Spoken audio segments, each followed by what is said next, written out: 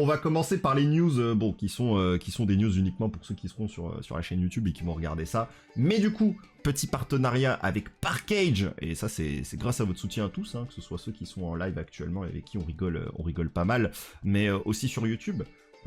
Donc voilà, merci à tous, merci pour le soutien à tous. Voilà, donc Parkage, vous pouvez y aller, vous pouvez vous régaler et vous avez 5% de réduction avec le code PKTaigo. Voilà, vous pouvez profiter de tout. Voilà, vous allez sur la boutique, vous vous faites kiffer, vous prenez ce que vous voulez et vous soutenez la chaîne. Et bah, plus vous soutenez la chaîne en utilisant ce code et en vous régalant vous-même, plus justement derrière, nous, on pourra en tirer quelque chose de positif et continuer à faire des contenus de plus en plus intéressants, bien sûr, que ce soit avec des arrivées de colis, etc. Des petits trucs aussi à venir bientôt. Enfin voilà, encore une fois, on en parle, là c'est surtout sur YouTube, hein, parce que bon, sur Twitch vous êtes un petit peu au courant, mais voilà, en tout cas, n'hésitez pas bien sûr à régaler, et encore une fois, merci à tous, parce que c'est grâce à vous que ceci est possible. C'est terrible, j'ai l'impression d'être d'être en mode allez, dépensez votre thune. Mais voilà, faites-le intelligemment en utilisant bien sûr le code PKTaigo, bien sûr.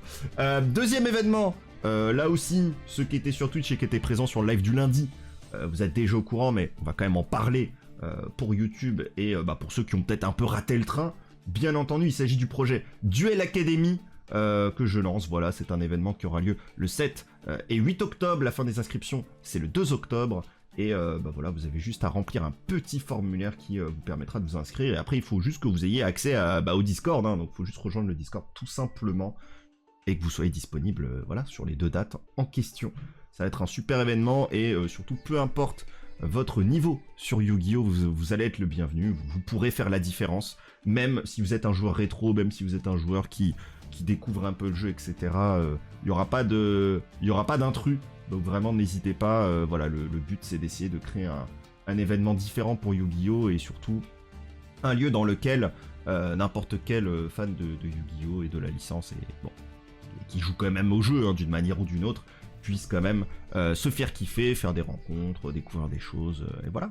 Bon, passons maintenant aux vraies news. Voilà, les vraies news qui sont importantes et qui sortent pas de ma chaîne, bien sûr. On va commencer avec, bien sûr, du coup, la sortie des pots.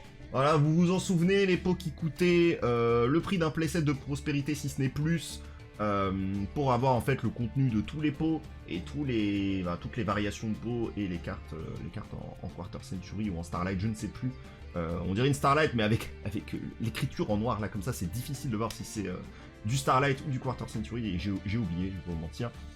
Mais voilà, on peut voir un peu à quoi ça ressemble. Grosse mention à la Murène d'Avarice quand même, qui est fantastique, qui est magnifique. Mais voilà, vous pouvez voir un petit peu à quoi ça ressemble. On a enfin des images officielles de ces fameux pots qui sont sortis du coup le 16 septembre. J'ai pas eu le temps d'en parler plus tôt, mais voilà, je me suis dit que ça pouvait être un petit peu sympa. Je sais pas si certains d'entre vous étaient intéressés par ce produit. Mais voilà, en tout cas, les pots c'est réglé, c'est fait. Ensuite, on a eu des infos vis-à-vis de la Rarity Collection. Vous le savez, c'est peut-être la sortie qu'on attend le plus. En tout cas, c'est mon cas, hein, jusqu'à voilà, pour cette fin d'année. C'est une très très grosse sortie qu'on attend.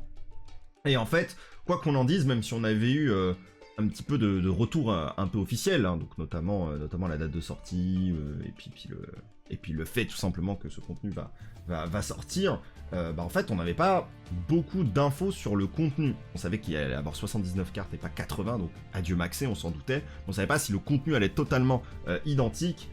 Et au final, écoutez, là on a quand même une certaine confirmation, notamment la confirmation de l'apparition de Baron, de Veiler, d'Unicorn, d'Evenly Match, de TTT, de Darklaw et de Ridwer. Donc c'est quand même une plutôt bonne nouvelle à ce niveau-là. Et surtout, on en apprend un petit peu plus sur les raretés qui seront contenues à l'intérieur de cette Rarity Collection. Donc on aura Effect Veiler qui sera en Quarter Century rare. On aura du Platinum Secret rare, ça c'est une rareté que j'aime énormément. J'ai quelques cartes en Platinum Secret rare, qui est une rareté qui date des Megatines de 2015. Et donc je me souviens notamment avoir pas mal de bougines avec cette rareté là. Donc du bougine et du Fire Fist.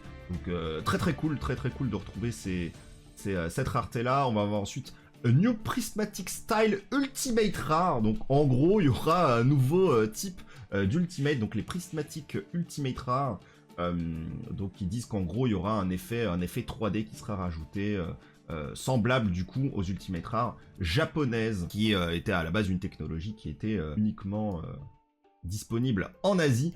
Donc c'est plutôt une bonne nouvelle, hein, parce que je sais que beaucoup de gens sont très très fans des Ultimate Rares. Moi, bon, vous le savez, ça dépend, c'est pas ma rareté favorite, parce que ça dépend beaucoup des cartes. Mais en tout cas, c'est un effet, j'ai déjà vu des Ultimate Rares justement japonaises de ce style-là, et elles sont quand même très jolies. Donc très très hâte de pouvoir mettre la main dessus, bien sûr.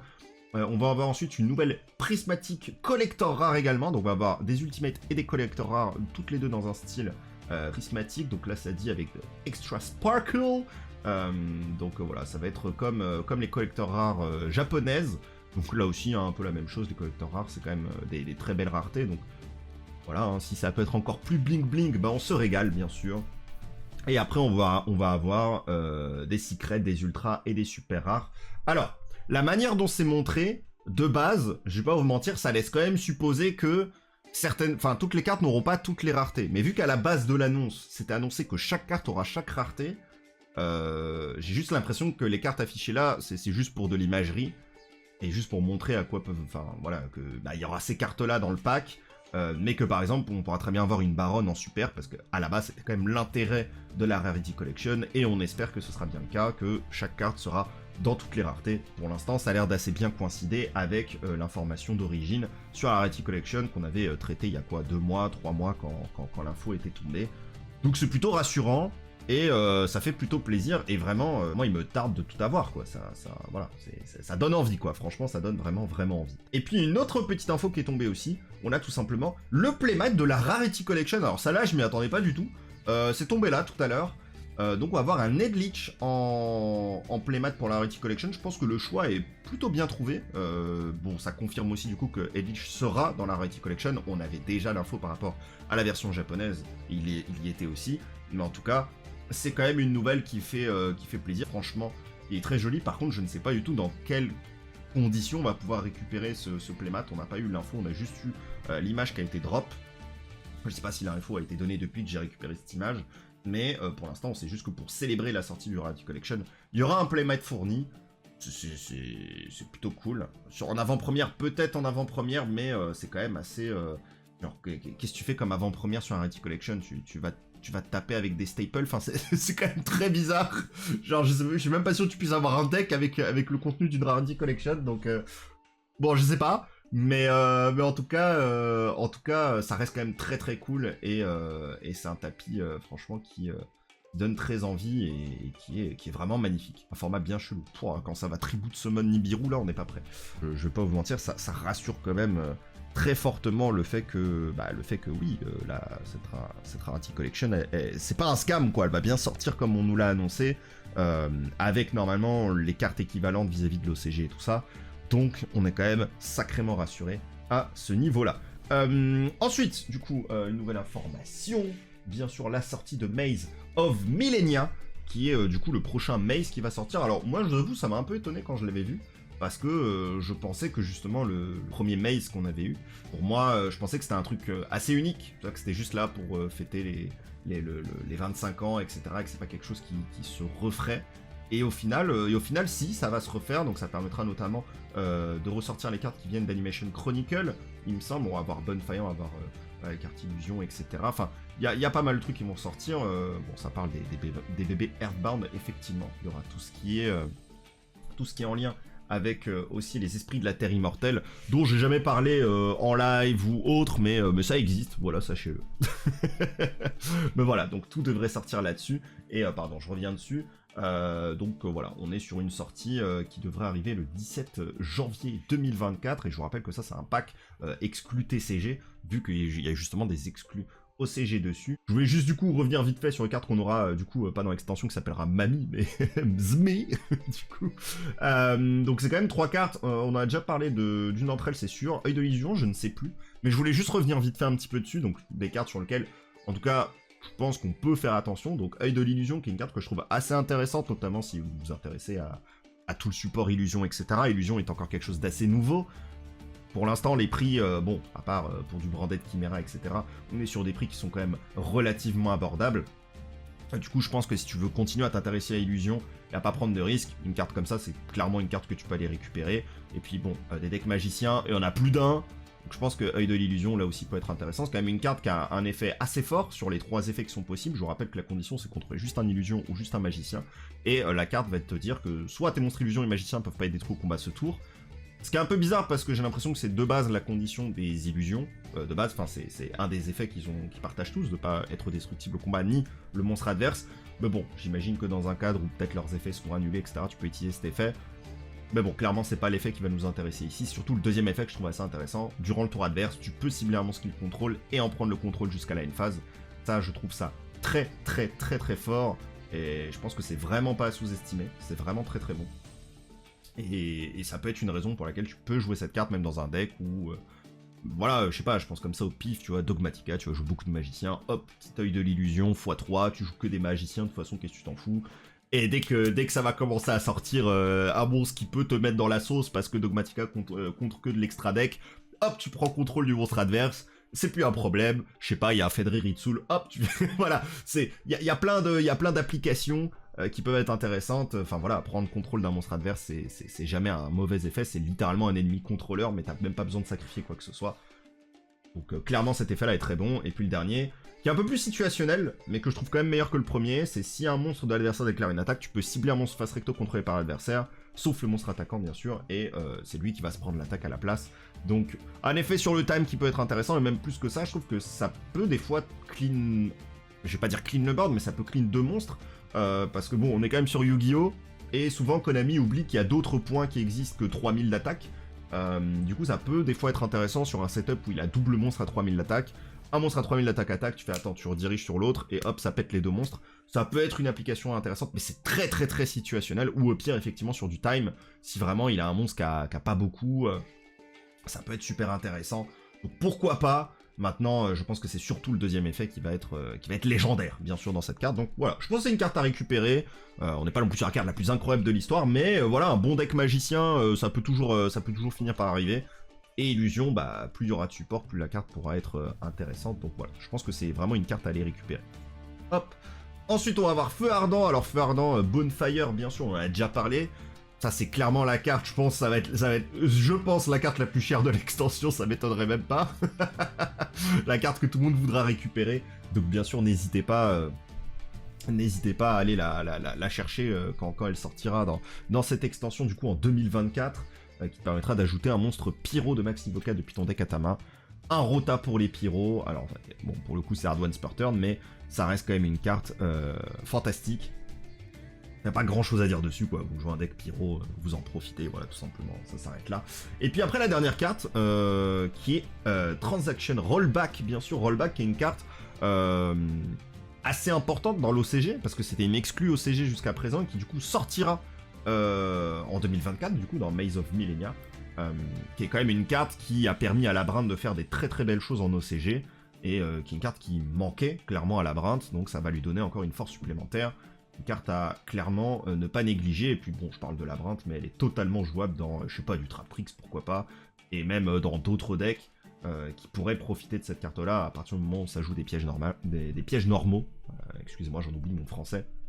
Donc ouais, carte à vraiment pas négliger, je pense pas que ce sera la plus chère du pack, mais voilà, je pense que voilà, c'est un petit peu les 3 cartes que j'ai retenues là-dedans. Évidemment, t'as les servants de la Terre Immortelle, machin, mais je voulais surtout retenir les cartes un peu plus génériques que tu pouvais te permettre à jouer peut-être dans beaucoup de decks ou dans des trucs un peu plus larges. Et je trouvais que c'était assez intéressant d'en parler. Maintenant, évidemment, c'est la news principale, j'avais envie de vous en parler, alors je vais pas avoir grand-chose à vous montrer, si ce n'est ce petit visuel de qualité, mais le Rush Duel arrive. Le Rush Duel arrive dès demain. Bon, pour YouTube, il arrive le jour où la vidéo YouTube sera postée, hein, le jeudi bien sûr. Mais voilà, le Rush Duel arrive, donc bon, c'est une news sur laquelle j'avais envie de discuter vis-à-vis des informations qu'on peut avoir, etc. Alors, il y a des leaks sur les cartes qui sont sorties, machin truc. Moi, je veux pas d'embrouille avec Konami, donc on va pas commencer à parler de ce genre de choses. Moi, à chaque fois que je vous parle de cartes, c'est des trucs qui ont été officialisés directement par l'OCG, par Konami, par des traductions à droite à gauche. Voilà. Donc à ce niveau-là, voilà, je vais pas commencer à vous parler de cartes, à aller chercher machin truc et tout, ça va pas être le sujet aujourd'hui, tant qu'il n'y a pas un truc officiel à ce niveau-là, je veux pas prendre de risques. le rush arrive, on va pouvoir découvrir enfin le mode. Alors bien sûr, il y avait le jeu Switch qui était sorti en 2021, mais qui malheureusement n'a pas fonctionné. On va pas dire qu'il n'y a pas eu de communication sur le jeu, mais ça n'a clairement pas aidé. Et on le sait, j'ai notamment vu quelques tweets de quelques sources assez sûres. Alors c'est terrible parce que je voulais vous les mettre en avant, peut-être que sur la vidéo YouTube, il y aura les tweets qu'on pourra voir juste à côté. Mais justement que il y avait plus ou moins écho sur le fait que ça va quand même servir à regarder un petit peu s'il y a un vrai intérêt pour ce mode de jeu-là, pour peut-être en avoir une importation directe par la suite dans le TCG, etc. Les informations que j'ai sur le rush, sur Duel Links, elles sont un peu tristes de mon côté, parce que du coup, c'est pas vraiment le rush que j'ai envie de découvrir, vu que ça va être un rush qui va être changé pour du Duel Links, donc c'est un peu spécial, et je trouve que c'est pas super positif, même si je suis content que le rush arrive, donc voilà, hein, on a le pour et le contre, évidemment, donc notamment le fait que les points de vie vont être à 6000 et pas à 8000 ou à 4000, je trouve ça un peu bizarre. Alors je suis content que ce soit pas à 4000, parce qu'à 4000 vraiment j'ai l'impression que ce serait pas du tout intéressant. Par contre 6000 c'est une valeur qui n'est pas très Yu-Gi-Oh! Enfin ça paraît bizarre dit comme ça, mais en fait 6000 ça n'a aucun écho, en tout cas personnellement, vis-à-vis de Yu-Gi-Oh! Je veux dire la licence a toujours été 4000 points de vie pour des raisons de narration, et 8000 pour le vrai jeu physique. Le rush est à 8000 officiellement aussi, et du coup je trouve ça vraiment triste qu'on soit à 6000. Parce que du coup, bon, on est déjà sur un vecteur différent. Je sais que sur Duel Links, bon, c'était un peu spécial, mais bon, des speed duels où t'as 4000 points de vie, ça change... en fait, le nombre de points de vie peut déjà changer la pertinence de certaines cartes. 4000 dans l'animé aussi. Ouais, bien sûr, 4000 aussi, tout à fait logique. Ouais, c'est la poire en deux, mais ça fait super bizarre de voir du 6000 points de vie dans Yu-Gi-Oh! Je trouve ça trop étrange.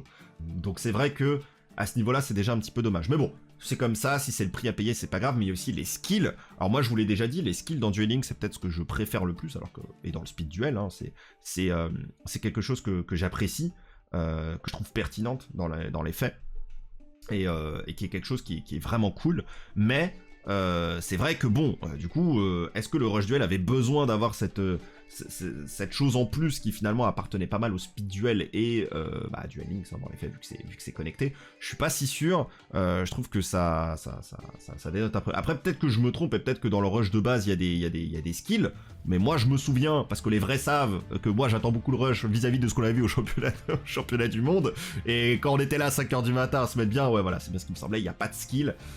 Et je suis pas super fan de rajouter ce truc là, parce qu'en fait ça c'est comme si en fait on sous-entendait que c'était juste un sous-mode. Alors, dans les faits, tout est un sous-mode du TCG et de l'OCG, hein.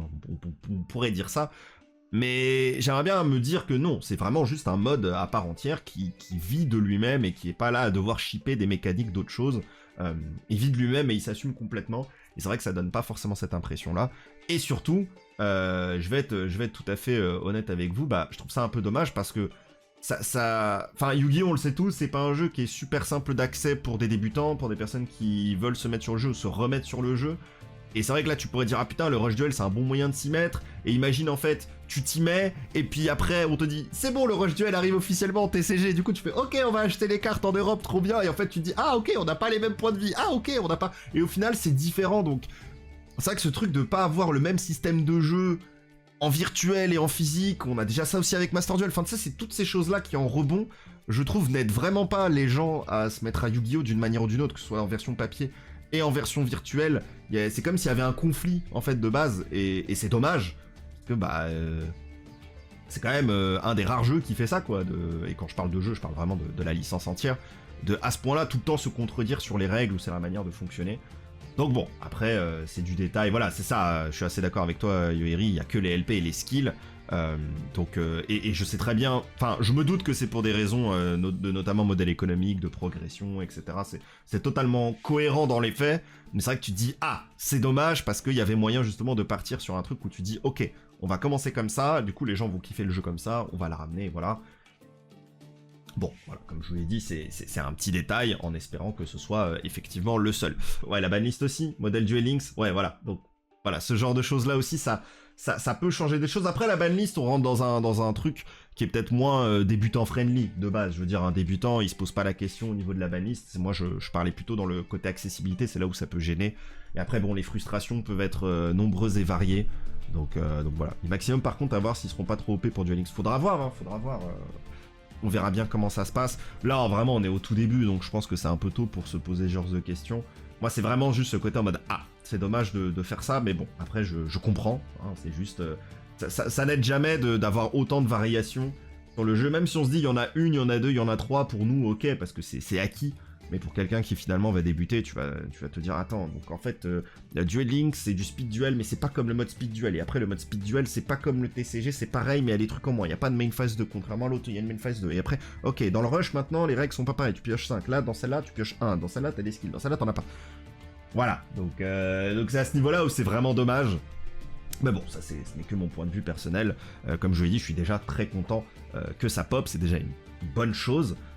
Et on espère que, peu importe la forme dans laquelle ça va arriver, les gens vont se faire kiffer. Tout ce que je sais aussi, c'est que entre le Duel Link et... en fait, entre Duel Link, donc le speed duel et le rush duel, les ressources vont être plus ou moins corrélées, c'est-à-dire qu'en gros, la monnaie du jeu va être la même pour acheter des cartes de l'un ou de l'autre, ce qui est un point positif pour ceux qui jouent au jeu depuis longtemps, ce qui l'est moins pour des joueurs comme vous et moi peut-être qui ne sont pas forcément fans de Duel Links. Moi je l'ai déjà dit, Duel Links c'est pas un jeu ce qui me plaît parce que je suis pas du tout un fan de speed duel, je respecte tout à fait ceux qui jouent en speed duel et tout, y a aucun souci, mais c'est vrai que je suis pas un gros fan du speed. Et du coup, bah forcément, moi ça fait 6 ans que je joue pas au jeu. Voilà, tout simplement, j'ai testé, bah j'ai laissé le jeu de côté, et puis tranquille, il n'y a pas de souci. Et du coup, c'est vrai que me dire, ah, d'accord, en fait, bon, s'il y avait des gars qui avaient farmé depuis tout ce temps, eux, ils vont pouvoir être bien. Bon, c'est vrai que j'aurais préféré peut-être qu'on commence tous à égalité. Après, soyons pas non plus idiots, leur but c'est de voir si, voilà, d'un point de vue purement économique, c'est tout à fait logique de faire ça, parce que du coup, bah, les gens vont devoir se casser la tête à devoir faire des choix entre les deux modes de jeu. Si tu veux kiffer les deux modes de jeu, il y a peut-être moyen qu'au bout d'un moment tu mettes de l'argent au portefeuille, et vu que c'est certainement aussi un test pour voir si le rush duel peut être intéressant à importer en Europe, enfin en Occident en tout cas, ça me paraît logique aussi de faire ça, parce que ça te permet de t'assurer que, si les gens peut-être ont mis beaucoup de ressources, par exemple sur le speed duel, mais qui veulent quand même tester le duel link, le rush duel, pardon, et ils vont peut-être mettre de l'argent du coup sur le rush duel, et s'ils mettent de l'argent sur le rush duel, ça montre qu'ils sont intéressés par le rush duel, donc à nous de faire venir le rush duel du coup aussi en OCG, enfin en Occident du coup. Après tout ça, ce ne sont que des spéculations, mais qui me semblent cohérentes au vis-à-vis du modèle économique qu'ils sont en train de mettre en place. Peut-être que je me trompe, peut-être qu'ils prévoient pas du tout de faire ça, mais c'est ce qui me semblerait évidemment le plus logique. Il y a vraiment des joueurs Duel Links, j'ai l'impression qu'ils sont absolument énervés de l'arrivée du rush sur leur jeu. Alors je peux comprendre le fait de te dire, la peur, tu vois, la peur qu'il y ait un changement, etc. Tu te dis, ah non, mais c'est bon, du coup notre mode il va devenir secondaire. C'est pas vraiment l'impression que j'ai de mon côté, hein. J'ai pas vraiment l'impression que ce soit ça. Moi je trouve que c'est plutôt les joueurs qui attendent le rush impatiemment qui peuvent être un peu frustrés de se dire, ok, mais j'ai pas envie de jouer à Duel Link quoi, de base. Et j'avoue, moi c'est mon cas, j'ai relancé Duel Link tout à l'heure, j'ai réinstallé le truc, j'ai revu le menu principal, j'avais envie de décéder les gars. Donc... Donc, voilà, bon, c'est comme ça. T'as vraiment besoin que je t'explique pourquoi les gens veulent pas du rush? Sans doute un peu, hein. C'est comme d'habitude, c'est le fait de ne pas accepter que les choses changent, qu'il y a des nouvelles choses, qu'on tente des nouveaux trucs, etc. Donc voilà, et c'est aussi pour ça que j'en parle, parce que je pense, alors ça peut paraître, voilà, ça peut faire un peu grosse tête, machin truc, c'est pas l'idée. Oui, je pense que bon, moi je vous fais des news, je vous transmets des trucs, que ce soit sur YouTube, sur Twitch, etc. Je parle surtout de YouTube aussi parce qu'il y a une espèce de postérité aux vidéos, tu vois, les vidéos font des vues, etc. Les gens viennent, ils se tiennent renseignés. Et je me dis, en vrai, est-ce que ça fait pas un peu partie aussi de ma responsabilité de dire aux gens, en fait, jouez, enfin tentez au moins le truc, tu vois, genre, si t'as jamais été convaincu mais t'as jamais vraiment essayé, genre tente le coup, genre, en fait, les gens n'ont rien à perdre, ça se trouve tu vas kiffer, ça se trouve tu vas pas kiffer, c'est pas grave, mais au moins tu sais à quoi ça ressemble et au moins tu pourras avoir des critiques constructives vis-à-vis du rush si jamais tu vas en parler avec quelqu'un, donc au final c'est que ça reste quand même bénef, et ça se trouve tu vas tomber amoureux du mode, et au final si on est très nombreux, en fait on aura peut-être du rush qui arrivera sur papier. Et ça c'est une demande qu'on est quand même très nombreux à avoir, moi le premier les gars, s'il y a du rush IRL, je m'y intéresserais, parce que voilà, faudrait vraiment que le gameplay me plaît pas. Et Duel Links me permettra de tester le gameplay clairement. C'est beaucoup plus qu'on pourrait le croire. En gros, la raison, c'est mon jeu, touchez pas, je veux pas que des gens jouent à du Yugi, c'est pas comme moi je joue à un jeu compliqué. Ouais, c'est terrible, hein. Vraiment c'est terrible. Bah, en vrai, je trouve ça super triste parce que j'ai vu qu'il y avait du gatekeeping. Ça, clairement, je l'avais vu. Et c'est aussi pour ça que je veux en parler en live et que je veux aussi en parler en vidéo. Franchement, le Rush Duel, c'est vraiment un truc à faire. Il y a du contenu dessus qui pourra se faire en plus de ça. Et on peut que espérer que ça aille quelque part par la suite et que le succès soit bon. En fait, si le truc bide, ça ne va être que négatif pour la commu, en fait. Ça va continuer à créer ce truc où tout le monde se fait la guerre en mode non, bah t'as vu, ça c'est bien. Enfin, regardez ce qui s'est passé avec Cross Duel, genre tout le monde vanne le truc. A raison. Je veux dire, la communication était désastreuse. Ils ont tenté un truc super compliqué, alors que nous à la base, bon, on attend peut-être un truc un peu plus intéressant. Donc voilà, le truc était peut-être pas bon, etc. J'ai même pas testé, les gars. Ils ont même pas eu la bonne idée de le mettre sur PC. À partir de là, t'as tout raté. Bon, c'est encore une autre histoire. Mais au final, tout est fait pour diviser tout le monde.